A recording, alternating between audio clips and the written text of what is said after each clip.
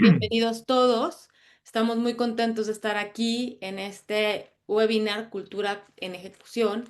Y básicamente la razón por la que estamos aquí es que este es un tema que a veces está olvidado, otras veces lo ponemos en pausa, pero generalmente la cultura, por más que nos digan que no se ha trabajado o de alguna manera no se le ha dado importancia, siempre se genera de manera espontánea o deliberada.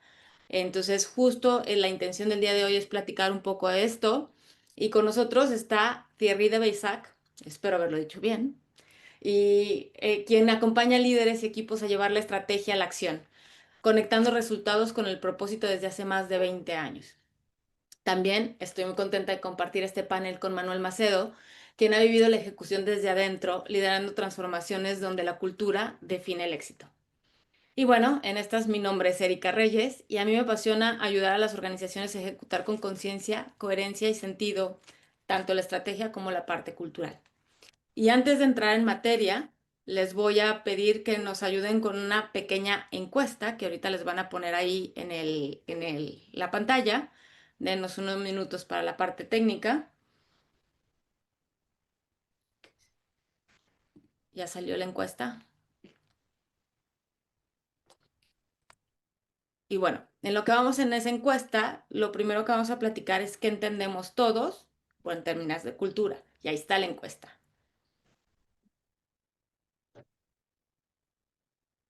Buenísimo. En lo que nos van repositando resultados, ahorita vamos a entrar en materia, como unos minutos más para recibir las votaciones y vamos a ver qué resultados tenemos en unos segundos. Del lado de acá de Axel, ¿me pueden ayudar con los resultados cuando tengamos algún mapa para empezar a tomar en materia, por favor? Muy bien, terminamos con votaciones. Acuérdense que esto es como si ustedes participan, nosotros más argumentos tenemos para debatir. Entonces, una vez dicho esto, podemos ver los resultados. Y con estos resultados voy a empezar con la primera pregunta. Cuando hablamos de cultura organizacional, y ojo, esto ya empiezo con el examen para Thierry y para Manuel, quisiera preguntarles, Thierry, si ahorita que nos compartan los resultados, cuando hablamos de cultura organizacional, ¿de qué estamos hablando realmente? Ahí están los resultados. Buenísimo. A ver, antes de empezar en materia y que Thierry abra su micrófono, la manera en la que realmente hacemos las cosas todos los días, el 77%, el clima que se siente aunque nadie lo diga, el 13%, el ambiente laboral, el 7% y por ahí alguien decidió que es el zombie que aparece cada vez que alguien dice, aquí se hizo así. Muy bien, Me buenísimo. gusta me gusta la última, pero obviamente la primera es totalmente adecuada. La manera más simple de describir una cultura que sea consciente, intencional o no, pues es como se hacen las cosas aquí, ¿no? A mí me gusta ir un pelín más en un detalle que es, la cultura es finalmente cómo pensamos o cómo se espera de nosotros que pensemos, que actuemos y que colaboremos, ¿right? Así que tenemos tres pilares aquí que nos explican cuando trabajamos sobre la cultura, que tenemos también que trabajar sobre los modelos mentales, sobre los comportamientos, pero también sobre símbolos que permiten desarrollar de manera clarísima la cultura y sobre los sistemas, es decir, ajustar todas las políticas y los procesos de la empresa sobre esta cultura que deseamos, ¿no? Y antes de pasar la palabra a Manuel, creo que finalmente la cultura es el cómo de cómo vamos a conseguir una estrategia de negocio. Es decir, es parte de la estrategia, pero eso lo vamos a desarrollar más. Manuel, ¿cómo lo ves? Bueno, sí, creo que estamos de acuerdo en muchas cosas, Thierry, pero la pregunta es difícil, ¿no? Y con múltiples respuestas, y todas ellas tan correctas, que es lo más complicado, ¿no? Entonces, para mí, a lo largo de mi experiencia, yo defino cultura como el resultado visible y también de cierta forma repetible de los comportamientos individuales en un grupo de personas, ¿no? Entonces, aparte del denominador común de que sea repetible, es muy importante, porque si no sería cualquier cosa la cultura. En la óptica corporativa, a mí me gusta utilizar la analogía de que cultura, por ejemplo, es como una moneda. ¿Y una moneda qué quiere decir? Que tiene un valor, pero también tiene dos lados, ¿no? Los dos lados de una moneda. Por un lado, yo diría que son los comportamientos individuales, es decir, de cada individuo, de cada uno de nosotros en una empresa, influido por nuestro carácter, personalidad, nuestra educación, nuestras creencias hasta muy profundas, arraigadas, el ethos, finalmente, ¿no? Es una palabra que define bien eso. Estos comportamientos, a su vez, se acoplan e interactúan con el otro lado de la moneda, que son los valores corporativos, o más bien los comportamientos corporativos declarados por la empresa, ¿no? De esa intersección es donde sale la cultura. Entonces, en mi experiencia, si existe sintonía entre valores corporativos declarados y comportamientos individuales, tenemos una cultura fuerte, es decir, una moneda fuerte con valor. Si hay desalineación, es decir, si tenemos algo que no cuadra de ambos lados de la moneda, tenemos una cultura más floja. Pero una moneda más floja, una moneda más fuerte, una cultura fuerte o floja, no es lo importante, porque cultura fuerte no significa éxito. Significa apenas que hay armonía entre dos lados de la moneda, comportamientos individuales y corporativos. Es una condición que yo llamo mínima, pero no suficiente. Les voy a dar un ejemplo de que me ha pasado, ¿no? En una empresa donde trabajé, uno de los comportamientos corporativos era pasión por vencer. Yo creo que es muy común encontrar esta pasión por vencer en varias empresas. Es decir, ganar a la competencia, rendir cuenta de los resultados y buscar una mejora continua. En ese contexto, los comportamientos individuales del tipo, "Ah, yo lo sé, déjalo conmigo", o yo como mínimo gano, o peor de los casos, impacto. Eso es un comportamiento individual en armonía con el comportamiento corporativo deseado de pasión por vencer. No está en contra.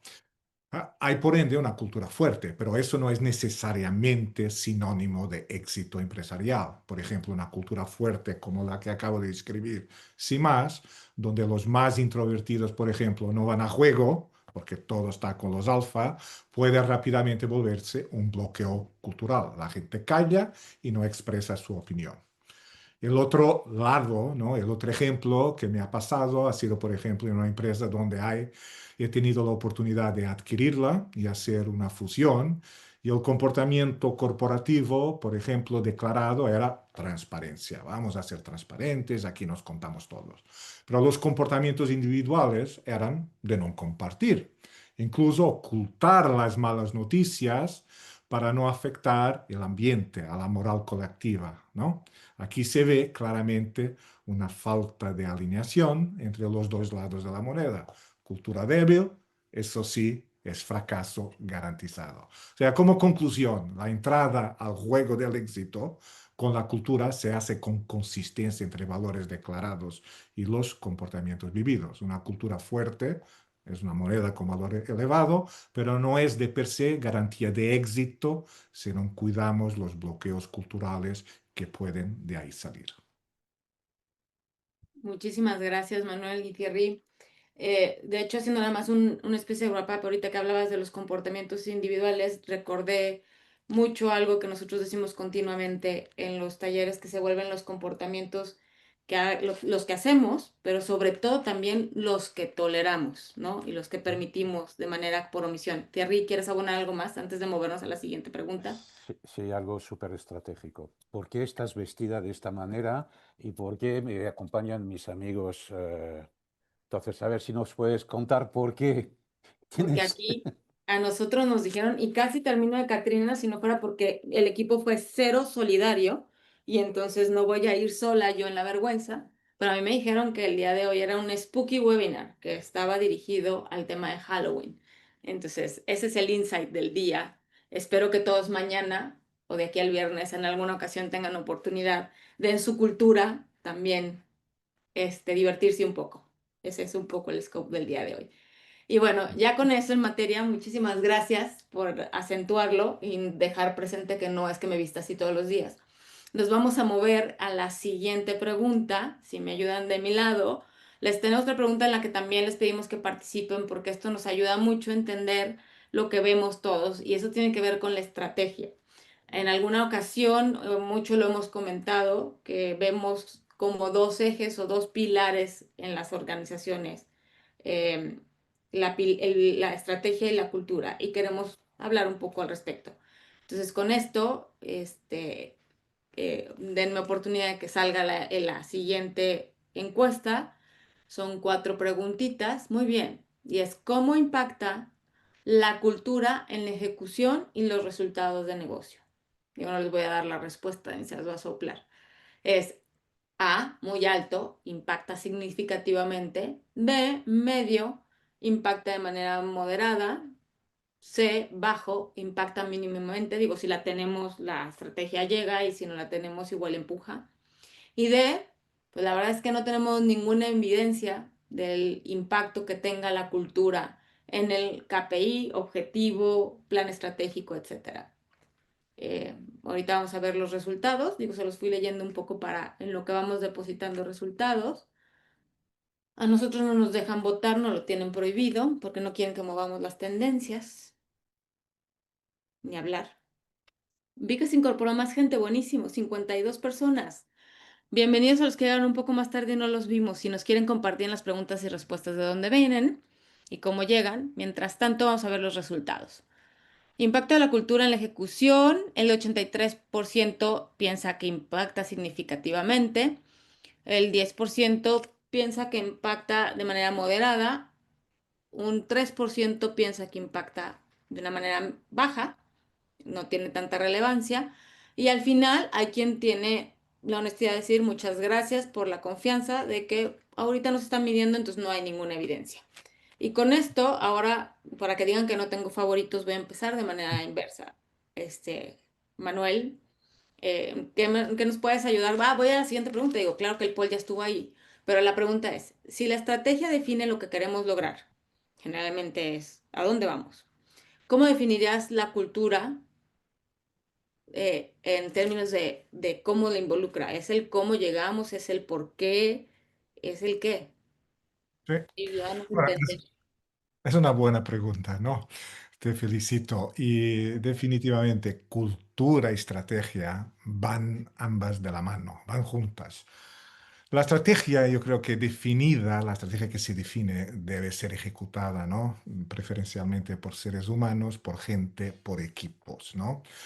Las personas, como mencioné anteriormente en mi respuesta o comentario anterior, tienen sus comportamientos individuales que en una cultura como la llamé de fuerte se encuentran debidamente alineados a los valores y comportamientos corporativos deseados. Eso no se da por acaso, ¿no? Es un ejercicio difícil, pero cuando se logra, si tiene esa cultura fuerte, condición necesaria, pero no suficiente para el éxito. Pero esto es un proceso dinámico. Veamos, por ejemplo, algo que me ha pasado una vez, esta vez en México, ¿no? Estamos hablando de Halloween, hablemos entonces un poco de México. Yo una vez estaba liderando una integración de una empresa, ¿no? Que le hemos adquirido en México y a grandes rasgos la estrategia era de ser la mejor empresa de adhesivos de México a través de innovación continua, ¿no? Pero la cultura de la empresa era muy tradicional, con estilos de liderazgo que eran predominantemente directivos y yo creo que hasta paternalistas de alguna forma. El típico equipo que se escuda y es protegido por ejemplo, un jefe bien directivo. Esto era, me acuerdo, fácilmente visible que innovación como designio estratégico y una cultura de poder concentrada en la cima y en que las decisiones se toman de arriba abajo, no iba bien, no va bien, no van bien juntas, ¿no? Una cosa no cuadra con la otra. Era muy lindo querer innovar, pero hay que entender que la cultura debe respaldar Eso es muy importante y potenciar la ambición estratégica. Entonces, la realidad es que demasiadas veces, y de verdad, yo diría más que 70% de las veces que he encontrado, se define una estrategia totalmente desasociada de la cultura existente y por ende la ejecución de la estrategia falla miserablemente, ¿no? El primer error es no dar atención a los bloqueos culturales que derivan de, por ejemplo, silos entre áreas, que siempre hay, el evitar conflictos ideológicos, es decir, la discusión por la positiva, los cuellos de botella en los procesos que se acumulan, esos bloqueos culturales, porque tienen que ver con comportamientos, sangran la ejecución de la estrategia. Por eso, ¿qué hay que hacer? Hay que identificarlos y cambiarlos por lo que yo llamo comportamientos ancla, que son valores que ayudan a tomar decisiones ante dilemas, ¿no? Es la única forma de ayudar. Un ejemplo de la estrategia de innovación que he mencionado, por ejemplo, sería test fast, learn fast y no punir fracasos, ¿no? Fracasos que se dan inmediatamente, en lugar de un comportamiento directivo que define cómo se hacen las cosas. Después,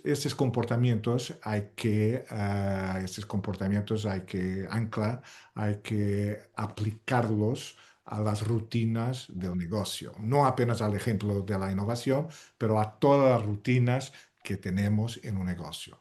Esto es una metodología y abordaje que hemos usado en Axiliant y que yo a lo largo de mi vida profesional pues he usado muchas veces. La secuencia es siempre la misma: hacer el diagnóstico de los bloqueos culturales, ver su impacto en los resultados, después hacer un reset de la narrativa, identificando los llamados comportamientos ancla, y finalmente hacer el embedment, o sea, esta palabra muy fea en castellano, que es empotramiento de estos comportamientos en las rutinas del negocio. Así, ¿no? ¿Qué estamos haciendo? Estamos operando la cultura. Esto se alinea a la estrategia y ejecución. Yo diría que una cultura de ejecución definitivamente es una cultura que se vuelve el modelo operativo de la empresa. Buenísimo. Muchísimas gracias, Manuel. Thierry, Sí, súper. ayúdanos Allí, a ver tu lado de la historia. bueno, lo que cuenta y lo que contó Manuel es mi primera frustración y mi primer combate con los CEOs, la verdad. Es decir, que os voy a contar una historia que he vivido, no sé, 10 veces como mínimo, con grandes empresas. Eh, Hablamos con el CEO, incluso con el board, de desarrollo de la empresa, de su éxito, etcétera, y de repente, como pasa muy a menudo estos últimos 2 años, por ejemplo, te dicen, oye, estamos trabajando sobre nuestro plan estratégico a 5 años, right? Y entonces yo, ay, qué bien, vamos a poder trabajar juntos sobre cultura. Y la respuesta es, no, no, no, no, espérate, déjanos trabajar sobre el plan estratégico y una vez que lo tengamos claro, vemos cómo la cultura podría ajustarse a este plan estratégico. Y para mí es una de las razones de ejecución muy mediocre, como lo decía Manuel, de transformación de empresa y de planeación estratégica. No hablo de cultura, hablo de planeación estratégica. Es una aberración total. ¿Cómo puedes pensar en una estrategia sin pensar en su ejecución? Porque, ¿cómo va la cultura? La cultura es nada más que la parte ejecutiva de ejecución de una estrategia de negocio. Es, a ver, tenemos las capacidades, tenemos el potencial, tenemos el entorno para conseguir estos objetivos de negocio, esta transformación, esta adopción de la inteligencia artificial, etcétera, etcétera. Como lo dijo Manuel, ¿quién va a ejecutar la estrategia? Todavía son seres humanos. Va a cambiar poco a poco, pero bueno, los robots y la inteligencia artificial nos va a apoyar más, pero todavía son seres humanos. Y los seres humanos, como lo decía Manuel, pues tienen comportamientos, tienen modelos mentales, tienen creencias y hay que tener en cuenta todo esto al definir. Entonces, cuando escucho la cultura es un habilitador de la estrategia, a mí me pone loco. Me pone loco. No, no es un enabler, no es un habilitador, es parte de tu estrategia. Si no lo piensas al mismo tiempo, tu estrategia va a ser wishful thinking, va a ser muy bien, pero completamente, como lo dijo Manuel, desconectada de la realidad, de nuestro potencial, de lo que podemos hacer, etcétera. Y la cultura, no la cultura tal cual, porque podemos transformarla, pero su potencial de cultura nos limita. Y segundo punto, segundo problema cuando lo hacemos separado, es que haces un plan estratégico a 5 años, a una velocidad que no corresponde a la capacidad de los seres humanos de adaptarse, de transformarse. Entonces, si quieres hacer un roadmap de una estrategia a 5 años, pues obviamente lo tienes que hacer en función de un roadmap de transformación de esta capacidad de ejecución que tenemos, ¿no? Entonces, lo que veo, y no es siempre el caso, porque tengo un caso contrario extraordinario, donde el CEO desde el inicio dijo, a ver, quiero saber cuál es la cultura actual con todas sus fortalezas, sus debilidades, etcétera, y a partir de esto quiero ver qué podemos cambiar y entonces qué podríamos tener como estrategia. Eso existe, lo he vivido y es genial, porque realmente la cultura es estrategia. Entonces, aunque no sea, para mí es sentido común, ¿no? Pero no es práctica común. Entonces, de definir la estrategia con la cultura y su potencial de evolución en el tiempo. Pero, por ejemplo, cuando hacemos planeación estratégica, ¿qué hacemos? Hacemos un FODA, un SWOT análisis de las fortalezas, de las oportunidades, de las debilidades, de las amenazas. Mira, FODA, fortalezas. La cultura es parte de ello. Amenazas, la cultura es parte de ello, porque como lo decía Manuel, no necesariamente la cultura es buena y es a favor de tu estrategia, etcétera.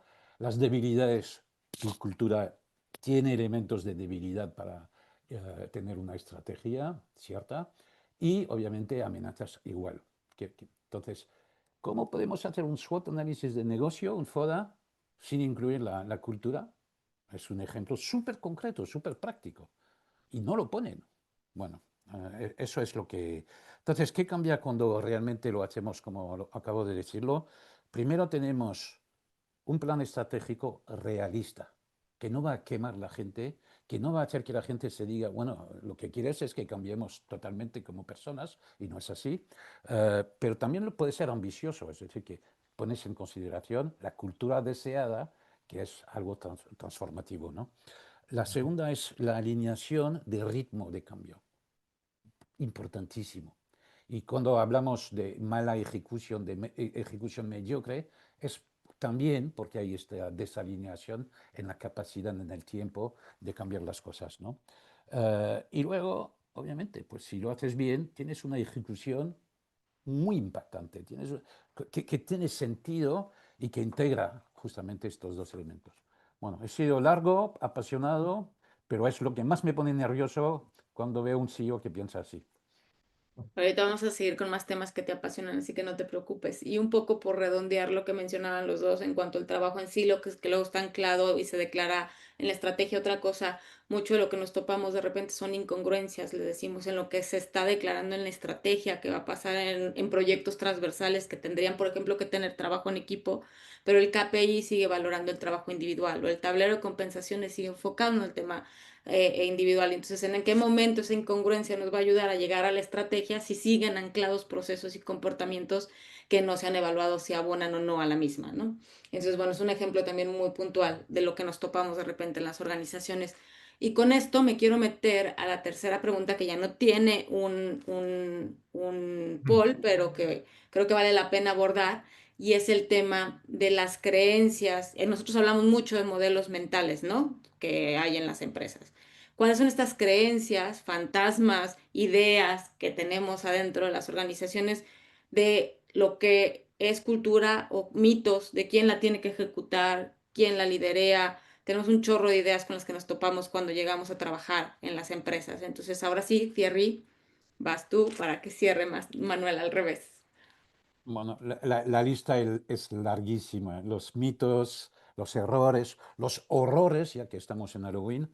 Eh, bueno, ya saben, con lo que acabo de decir, que para mí algo que igual me pone bastante nervioso es cuando la cultura la maneja nuestros amigos de recursos humanos, que son Ujú. amigos con all the due respect, pero la gente de recursos humanos no lo pueden hacer sin el CEO. No estoy Típico. hablando del comité ejecutivo, estoy hablando del CEO o la CEO. ¿Ok? Podré desarrollarlo porque el CEO o la CEO es probablemente el mayor riesgo cultural de la empresa, pero también su mayor suerte. La segunda que nos enoja a todos los expertos en cultura y en transformación cultural es cuando las empresas nos dicen, "Hola, pero ya tenemos valores". All right. Los valores te guían, es un guión además a largo plazo, pero no te dice exactamente cómo te puedes tomar decisiones, no te dice cómo tienes que pensar, analizar, colaborar, etcétera, etcétera. Es súper genérico y es un norte absolutamente necesario, pero no es cultura, es un alimento de la cultura, ¿no? Peor, cuando dices, sí, pero te voy a pasar un poco nuestra cultura y te dan los resultados de un estudio de compromiso, de engagement. Hay una confusión total. O de clima, o el Sí. modelo de competencia. Ah, tenemos un modelo de competencia que vas a ver, es nuestra cultura. No es cultura. La cultura es una partitura, creo que se dice en español, musical, que combina todo esto para darte una guía de cómo pensar, analizar las cosas, tomar decisiones, trabajar, colaborar, etcétera, y que es capaz de servir a cualquier persona a cualquier nivel de la empresa. Y eso lo veremos, es un tema fundamental de cómo hacerlo tan concreto para que funcione, ¿no? Bueno, lo de la cultura que no se mide, es soft. Bueno, pues que vengan y que verán. Por supuesto que la cultura se mide a través de varias herramientas, pero se mide de manera cuantitativa, pero también cualitativa. Y cuando digo se mide, los comportamientos, las creencias, todo esto se mide. ¿Qué porcentaje de personas piensan de esta manera u de otra? ¿Cómo la gente efectivamente analiza o no analiza, etcétera, etcétera? Todo esto se mide y permite efectivamente evidenciar dónde estamos y dónde queremos ir, ¿no? Bueno, esos son los mitos obvios, los clásicos. Yo tengo dos otros, si me permites, Manuel. Y es el que empecé a poner sobre la mesa. La transformación, el mito, la transformación cultural se ejecuta primero con los líderes. Es cierto, pero Sí. hay algo que no vemos, y a mí me tocó probablemente 15 años antes de verlo, es que la mayoría de los CEOs o de las CEOs no ven que son el mayor riesgo cultural de su empresa. Y obviamente, si no son un riesgo, el mayor agente de cambio y de éxito. Pero son el mayor riesgo. Lo veo, pero todos los días. Es decir, que la CEO o el CEO explica a su comité ejecutivo, oye, nos hemos comprometido, hagamos esto y esto y esto, sin darse cuenta, o no tienen un coach de cultura, o no lo hace súper mal, sin darse cuenta que ellos mismos no actúan al 100% al nivel de... Pueden hacer las cosas bien, pero no es suficiente. Good is not good enough. Tienen que ser realmente el role model, pero el role model a nivel de excelencia. Y el tema cuál es? Es que todo el mundo va a fingir en el Executive Committee, en el comité directivo, pero toda su gente van a ver que es artificial. Y la influencia de la CEO o del CEO sobre su comité ejecutivo es algo totalmente subestimado. Y eso para mí es un mito importante de solo pensar que el comité ejecutivo lo tiene que hacer. Primero es el CEO. ¿Ok? Y como nadie se atreve a decirle al CEO que no lo está haciendo bien o que no lo está haciendo, pues no pasa nada. Y la otra es tema que algunos amigos que veo aquí en este webinar lo han vivido con nosotros, es cuando se dice que la cultura es un tema y una iniciativa que debe ser corporativa, top down. ¿Okay? El corporativo lo cascadea hacia abajo, ¿no? En los países, a las unidades de negocio y lo tropicalizamos, por supuesto, ¿no? El corporativo no está loco, ¿no? Pero mi experiencia es que en varios casos puedes hacer exactamente lo opuesto.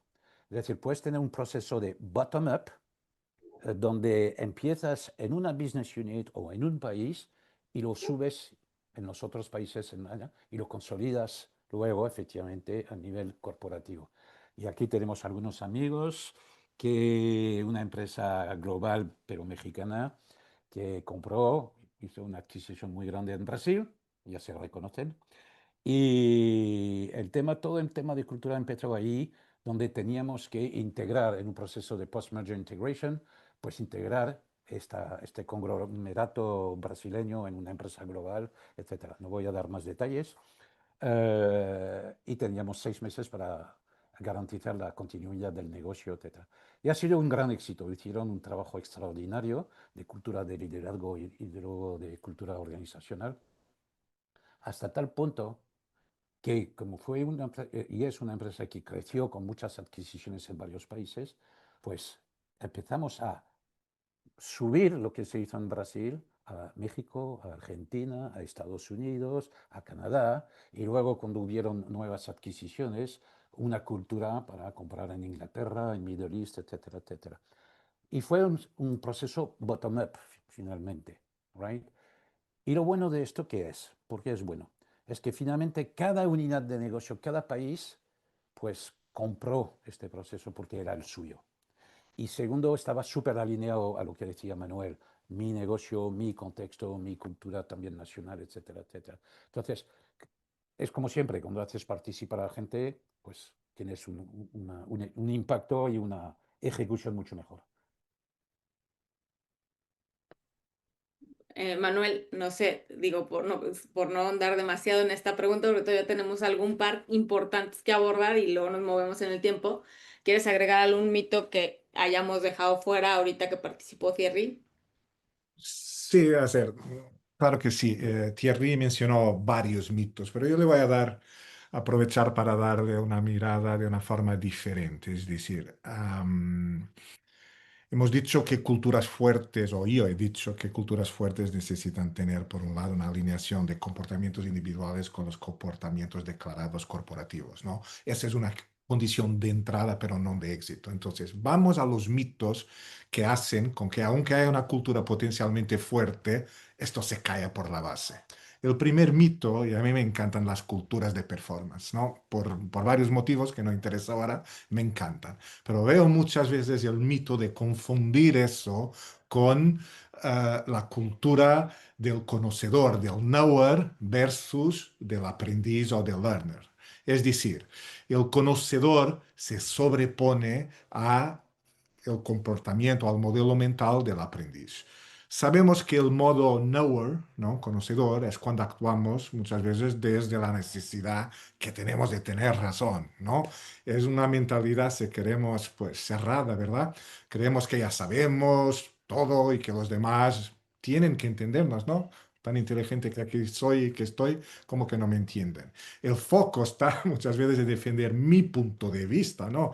It's all about me, no en explorar otras perspectivas. En ese estado, ¿qué pasa? Escuchamos para responder en lugar de comprender.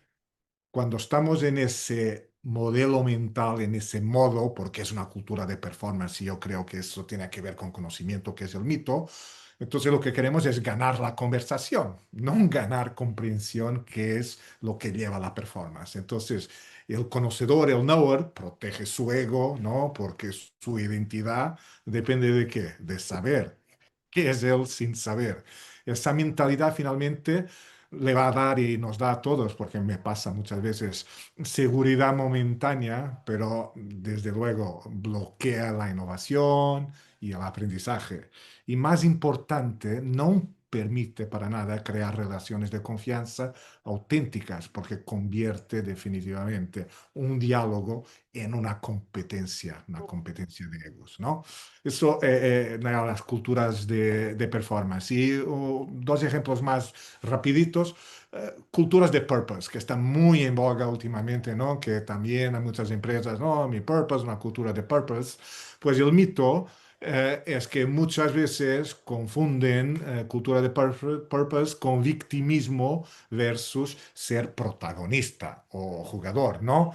Es la mentalidad de la víctima que aparece cuando creemos que son las circunstancias y siempre externas que mandan.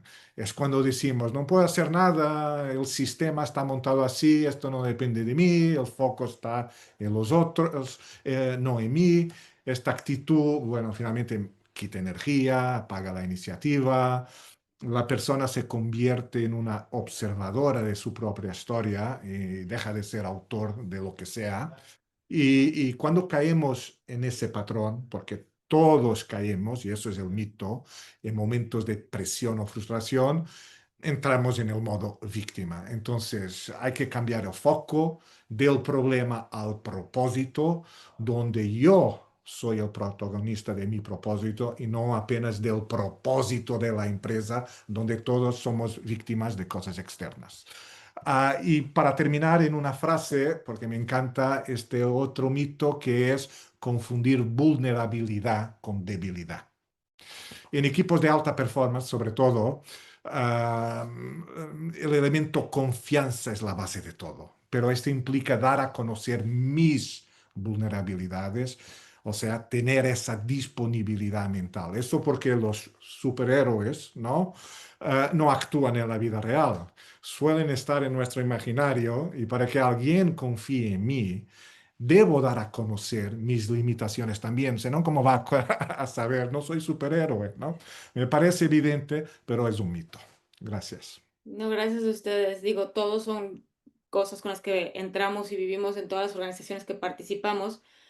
Aplaudí porque este último para mí es un gran favorito en el establecer la confianza y la seguridad psicológica para que los equipos y las organizaciones tengan las conversaciones que toca tener para poder hacer la ejecución.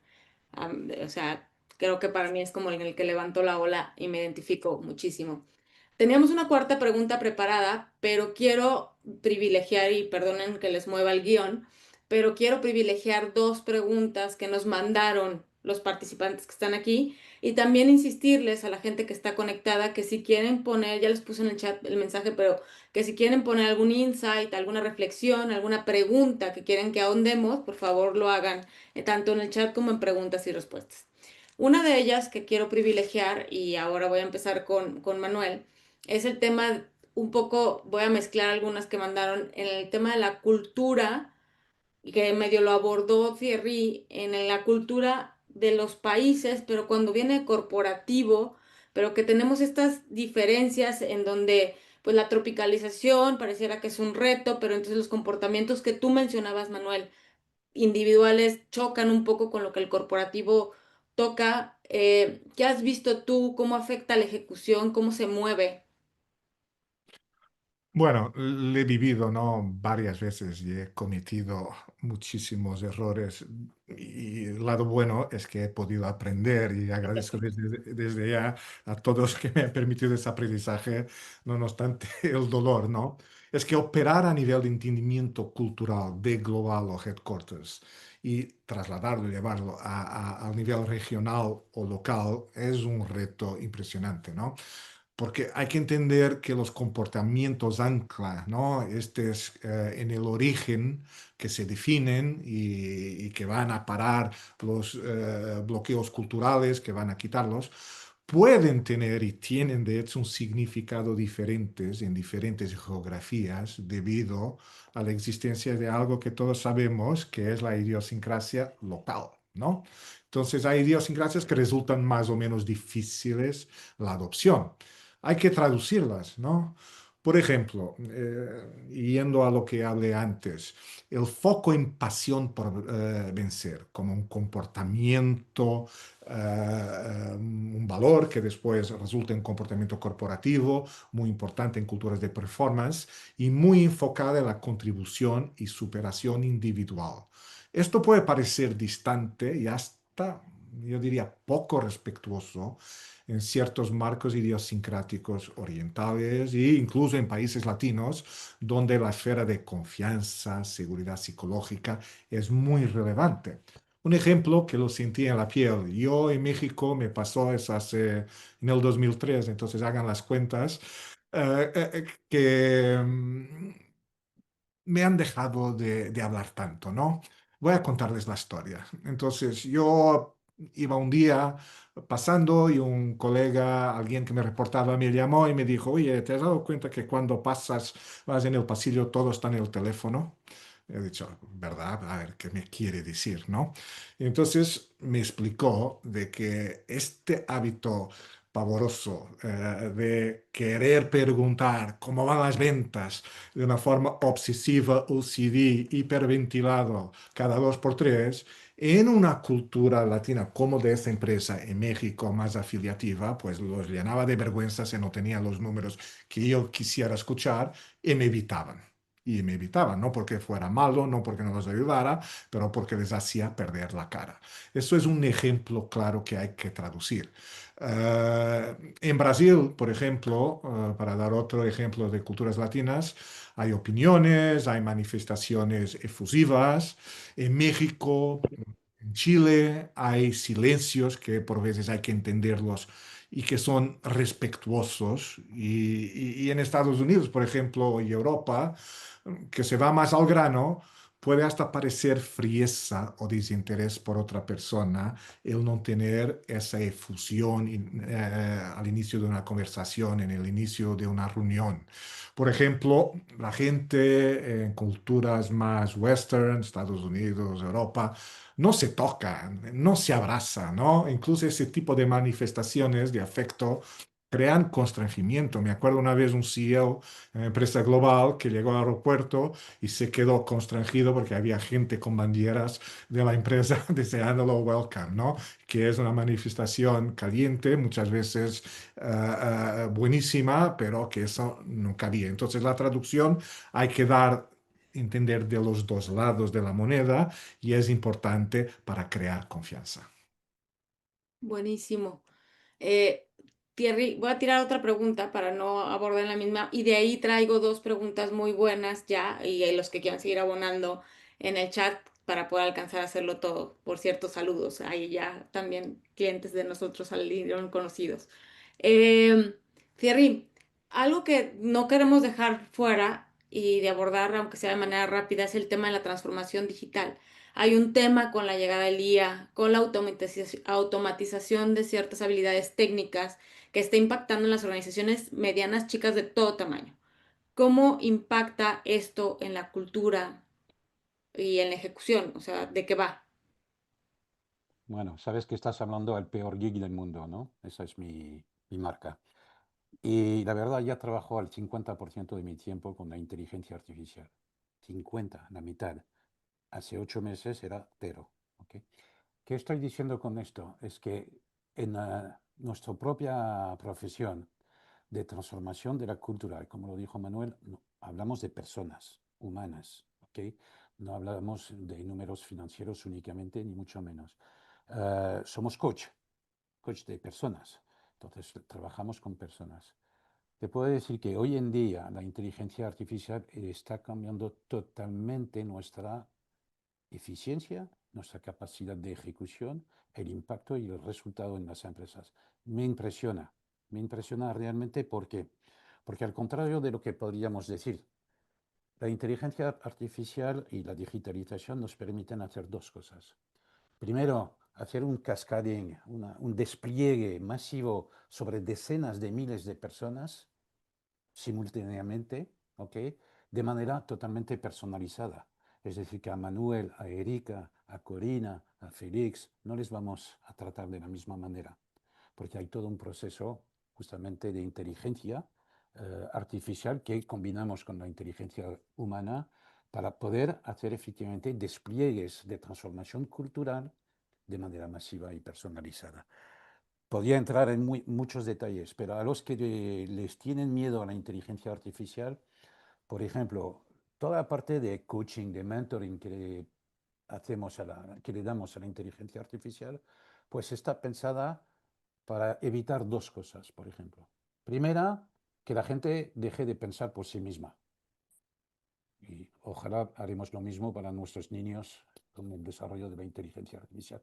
Es decir, que es un coach, no es un consultor. No te va a dar las soluciones, las tiene, pero lo que te va a hacer, porque es el algoritmo, es pensar por ti mismo o por ti misma y darte las herramientas para hacerlo bien y para encontrar tu propia solución y entonces transformar tus propias creencias, modelos mentales o comportamientos y adquirir algunas competencias, ¿no? La segunda cosa es que, y es un riesgo de la inteligencia artificial, es que te enamores de lo eficiente que es, de lo bueno que es, y finalmente solo hablas con ella, ¿right? Y eso es un peligro. Y igual, el algoritmo te permite dar, que encuentres tus soluciones, etcétera, y fomenta planes de actuación en tu día al día con los demás. Es decir, te reenvía a los demás, a los seres humanos, ¿ok? Y no quédate conmigo, que vas a ver que te voy a apasionar, te vas a enamorar de mí, etcétera, etcétera. Y la verdad, lo interesante de esto que es, primero permite definir de manera muy concreta, el día al día, qué quiere decir este pilar, este fundamental, este principio de cultura, o esta dimensión de cultura que tenemos. Y ahí hay algo que a todos los que nos escuchan, para mí uno de los mejores artículos sobre cultura no lo hemos escrito nosotros, lo escribió Erin Meyer, Make Culture Works, y habla de algo que para mí es fundamental. Si quieren que su gente entienda realmente la cultura que han desarrollado, hagan una serie de quiz, bueno, quiz es lo que hago yo, sobre dilemas. Haces un pequeño case study de 2 líneas donde dices, mira, imagínate, estás en esta situación donde Pedro, Roberto, John, whatever, están haciendo esto, etcétera, y tú tienes que tomar una decisión o actuar de una cierta manera. Respuesta 1, esta, o la 2, o la 3, o la 4. ¿Cuál es la buena? Y si haces un dilema, un trade-off súper sutil, no black and white, donde casi todo se parece muy bien, pero hay una respuesta que es la buena realmente, pues la gente empieza a pensar, ok, porque bueno, si se equivoca, el sistema le dice, no, te has equivocado, porque la buena respuesta es esta, y ¿por qué es la buena? Porque esto es nuestra cultura, etcétera. Y así puedes tener centenares de casos de la vida real y diaria que vas a explicar de manera súper concreta y adaptada a cualquier persona. Así que la verdad, digitalización, Buenísimo. inteligencia artificial bien hecha es imprescindible hoy. Muchas gracias, Thierry. Quiero, perdón que haya medio levantado la mano, pero quisiera ver si podemos lograr abordar en estos últimos 8 minutos, señores, 3 preguntas que tenemos por aquí en el chat que creo que valen mucho la pena las tres para abordarlas. La primera es, ¿cómo hacemos para involucrar a un nuevo CEO? Porque eso ha pasado en muchos lugares, que llega a una cultura en donde ya se estaba trabajando, ya hay una inercia y que no fue parte de todo este proceso. O sea, ¿cómo podríamos abordar ese proceso y qué recomiendan? Recuerden que tenemos 2 preguntas más, entonces hay, Muy bien. ¿quién la quiere tomar? ¿Thierry? Sí, y voy a intentar ser corto. Primero, la cultura no la define el CEO, ¿ok? Primero mides cuál es la cultura actual, tal cual, y lo que piensa el CEO no me importa porque la mayoría del tiempo no tiene ni idea de cuál es la cultura actual real de su empresa. Y luego sí, pero no él solo, cuál es la cultura deseada. Pero lo que sí es importante, cuando tienes un nuevo CEO, y además viene como yo, bueno, tú, Manuel, pasaste 10 años en México, yo pasé 7 años en México y somos europeos. Cuando llegas a un país o una región, porque yo tenía la responsabilidad de la región en Latinoamérica, es otro mundo, ¿ok? Entonces lo que necesitas es un coach de cultura. Necesitas entender cómo funciona la gente, cómo funciona la cultura nacional y luego, pues nada más que trabajar sobre data, sobre insights cualitativos que todo el proceso de transformación cultural te permite tener. Buenísimo, muchas gracias. Me muevo a la siguiente, a ver si alcanzamos porque entonces una cuarta. Esta creo que tiene más que ver con lo que comentaste tú muy al inicio, Manuel, de los comportamientos individuales. ¿Cómo influye la cultura individual de la gente en las transformaciones organizacionales? Y cómo diseñar un programa de transformación como más enfocado al tema individual. ¿Qué modelos, herramientas existen para poder optimizar este proceso de transformación primero en lo individual? Cambio de hábitos, creencias, paradigmas. ¿Qué recomendarías? Vale. Mira, es sistémico. Todo lo que hemos estado discutiendo hoy se conecta y es importante entender este carácter sistémico. Es decir, por eso el ejemplo de la moneda. Tenemos valores y comportamientos corporativos, pero no viven solos. Solo existen si realmente la empresa los vive. Y para vivir, los comportamientos individuales tienen que estar alineados a esos comportamientos. Tenemos una característica biológica, los seres humanos, que está en nuestro DNA y para sobrevivencia, que es mimetizar, ¿no?, los comportamientos del grupo. Eso puede dar cosas horribles, como hemos visto, que mucha gente junta no siempre toman las mejores decisiones, pero siguen ciegamente. Entonces, es por eso que le da fuerza al operar cultura, que en la medida que los comportamientos individuales vayan en la dirección del comportamiento corporativo que se quiere, y para eso, como decía Thierry, hay que operar a través de dilemas, crear el dilema para que la gente vea la decisión correcta de cómo yo, porque irse por una dirección de mi valor, mi comportamiento corporativo es integridad. A ver, ¿quién va a decir lo diferente? Eso no quiere decir nada. Pero decir, yo para cerrar un negocio jamás voy a entrar en corrupción y decirlo abiertamente, eso va a llevar a comportamientos individuales que se quieren alinear, lo van a hacer de una forma clara y bien conducida. Entonces, la respuesta a la pregunta es permitir que los comportamientos individuales tengan referencias muy claras, expresas a través de comportamientos corporativos, evidenciando un dilema. Muchas gracias. Voy a tratar de meter un par, pero ustedes ambos hablaron del tema. Las que no alcancemos a preguntar, vamos a contestarlas offline nomás para que lo tengan por ahí. Los dos hablaron de adquisiciones. ¿Qué peso se le da a la cultura cuando la empresa es adquirida? Quizá en la estrategia es como ideal esta adquisición y pareciera que son complementarias, pero la realidad puede ser muy distinta. ¿Qué podemos hacer cuando pues no necesariamente van de la mano la cultura de la que está adquiriendo con la cultura de la adquisición? ¿Quién quiere? Porque los Bueno, dos yo hablaron tuve, del mismo. en menos de un minuto, yo tuve la experiencia bastante excepcional de una empresa norteamericana que quería, de aerospace, que quería comprar otra empresa de aerospace, pero más chiquita, en Francia. Y estaban haciendo todo el due diligence financiero, económico, etcétera, etcétera, y me pidieron hacer el due diligence cultural. A nivel comercial, como lo hace la pregunta, era todo perfecto. A nivel tecnológico, genial. A nivel cultura, una imposibilidad total. Decidieron no comprar la empresa. Y con mucha razón, no hubiera funcionado. Gracias, Thierry. Y aunque sé que Manuel pudiera ahondar en esto, me gustaría lanzarle la última pregunta a él.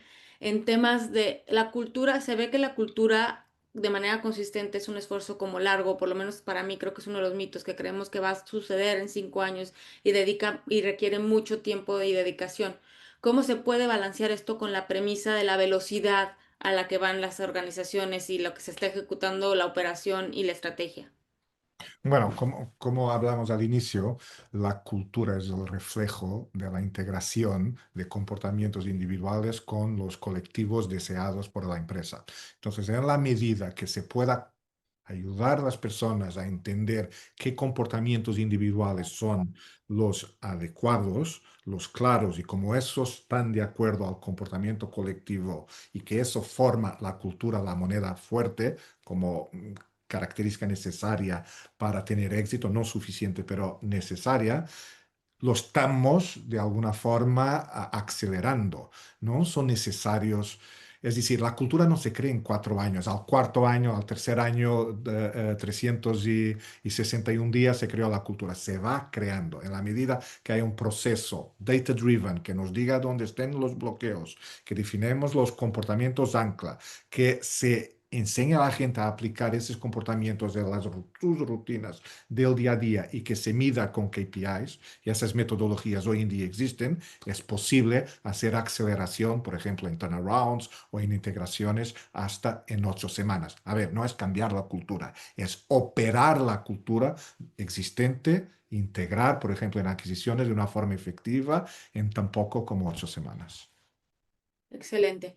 Yo abonaría nada más ahí que al final de cuentas vas a estar generando cultura independientemente de cómo operes. Puede ser deliberado o accidental y entonces es mejor ir de manera deliberada haciéndola de manera consistente la estrategia. Pues con esto llegamos al final. La verdad es que ha estado súper nutrido. Para mí ha sido un gusto y un honor estar con ustedes. Saben que se les admira y entonces no me queda más que darle las gracias a todos los participantes, a las preguntas que llegaron, a ustedes por estar aquí y por haberme invitado, el equipo de Axelen al cual pertenezco orgullosamente, pertenecemos. Y bueno, no sé si quieran decir One Breath, check out. Gracias, Erika, gracias, Manuel. ¿Por qué no hacemos webinars de 4 horas? Porque hay Eso tanto que decir. nos daría para mucho. Bueno, hay que alinear ese comportamiento individual de Thierry al comportamiento compartido. No, me encantó. Gracias. Muchísimas Pues gracias a todos. Un placer tenerlos aquí con nosotros y bueno, esperemos vernos muy pronto. Gracias. chao, bye. Hay muchos agradecimientos en el chat. Si los quieren Sí, ver, muchas, muchas, muchas gracias. y muchos amigos también. Sí, mucha gente conocida. Me dio mucho gusto ver nombres conocidos. Perfecto. Bienvenido.